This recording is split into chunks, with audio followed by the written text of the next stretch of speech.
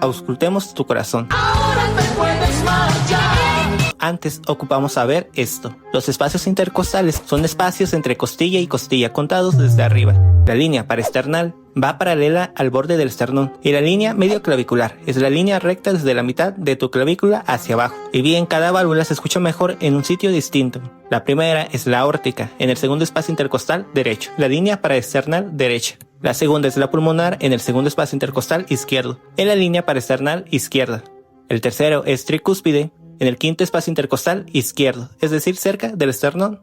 La mitral, bicúspide, quinto espacio intercostal izquierdo, en la línea medioclavicular, es decir, en el ápex del corazón. Y como dato extra, existe un punto accesorio en el tercer espacio intercostal izquierdo, junto al esternón. Aquí a veces se auscultan mejor los soplos de la válvula aórtica.